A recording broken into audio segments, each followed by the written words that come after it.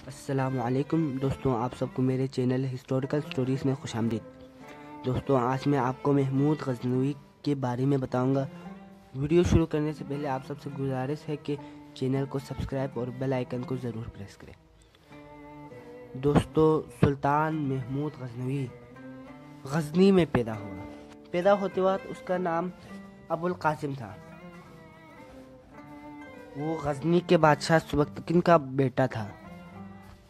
سبکتگین پہلے تو ایک غلام تھا، لیکن سامانی سلطنت کے ایک گورنر نے اسے خرید لیا اور اپنا جرنیل بنا لیا۔ الپتکین کے مرنے کے بعد اس کا بیٹا بادشاہ بنا اور اس کے بیٹے نے جلد ہی وفات پائی، اور اس کے بعد عوام نے سبکتگین کو بادشاہ بنا لیا۔ سبکتگین کے مرنے کے بعد اس کا بیٹا اسماعیل سلطان بنا۔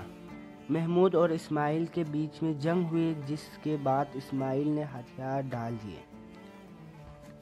محمود غزنوی اتنا طاقتور تھا کہ جو گزرے اور نیزہ وہ استعمال کرتا تھا اسے دوسرے لوگ مشکل سے ہی اٹھا پاتے۔ وہ 30 سال کی عمر میں بادشاہ بنا۔ وہ بڑا بہادر اور حوصلہ مند بادشاہ تھا۔ اس نے انتظام سلطنت اور جنگی امور میں خاصی مہارت حاصل کی تھی۔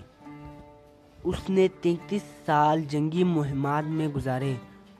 اس نے ہندوستان پر 17 حملے کیے اور ہمیشہ کامیاب رہا۔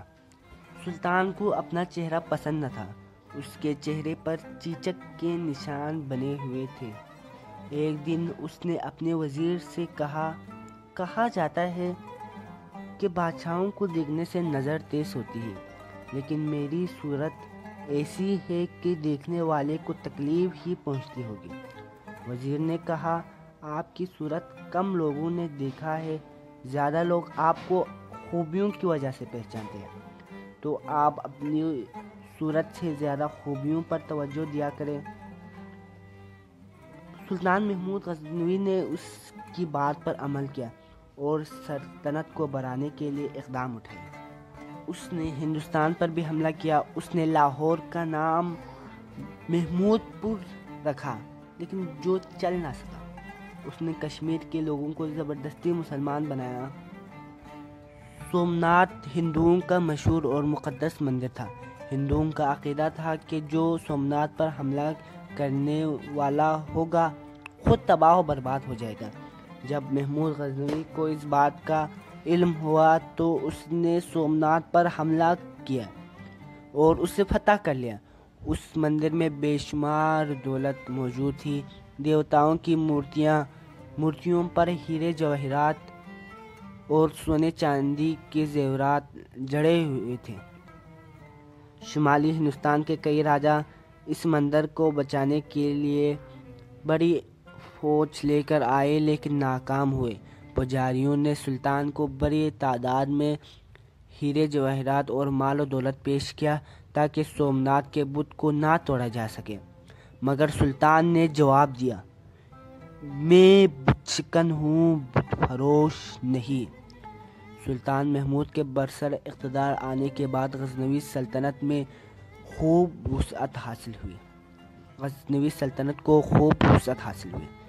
اس نے ملتان، ترکستان اور وسط ایشیا کی مہمات میں فتح حاصل کی۔ پنجاب کے ہندو راجا جے پال نے محمود غزنوی کے تخت نشینی کے وقت غزنی پر حملہ کر دیا تھا۔ محمود اسے سزا دینا چاہتا تھا، اس لیے اس نے پنجاب پر حملہ کر لیا۔ دونوں فوجوں میں زبردست جنگ ہوئی۔ محمود نے جے پال کو عبرتناک شکست دی۔ جے پال کے مرنے کے بعد اس کا بیٹا آنند پال بہت سے ہندو راجاؤں کے ساتھ ملا کر 3 لاکھ فوج لے کر محمود غزنوی کے مقابلے میں آیا، لیکن شکست کھائی۔ اب ہم بات کرتے ہیں محمود غزنوی کے دور میں علم و فنون کو ترقی۔ سلطان محمود علم و فنون کا قدردان تھا۔ اس نے فارسی زبان کی ترقی کے لیے قابل قدر کام کیا۔ اس نے غزنی میں بہت سے مدرسے قائم کیے اور علم و ادب کی خوب سرپرستی کی۔ اس کے دربار میں 400 سے زائد شاعر اور ادیب تھے، جن میں فردوسی اور البیرونی جیسے باکمال لوگ بھی شامل تھے۔ اس نے غزنی میں ایک عالیشان لائبریری بنائی۔ اس کے عہد میں غزنی علم و ادب کا مرکز بن گیا۔ سلطان شاندار عمارات بنوانے میں بھی دلچسپی لیتا تھا۔ اس نے غزنی میں عالیشان مسجد تعمیر کروائی، اساتذہ اور طلباء کے لیے وظیفے مقرر کیے۔ سلطان نے ہر گاؤں اور قصبے میں انصاف کے لیے قاضی مقرر کیے۔ پیمائش اور وزن کے پیمانوں کی نگرانی کی جاتی تھی۔ اس کے دور میں فارسی زبان کی اہمیت بڑھ گئی اور عربی صرف مذہبی زبان بن کر رہ گئی۔ اس دور میں عالم اور عظیم سیاستدان البیرونی نے کتاب الہند میں ہندوستان کے لوگوں کی طرز زندگی اور رسم و رواج پر روشنی ڈالی، اور فردوسی نے شاہ نامہ لکھ کر فارسی زبان و ادب میں ایک نئی روح پھونک ڈالی۔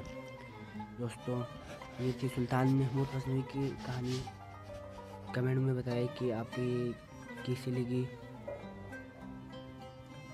آج کے لیے بس اتنا ہی، تو نیکسٹ ایپیسوڈ کا انتظار کریں۔ تب تک کے لیے اللہ حافظ۔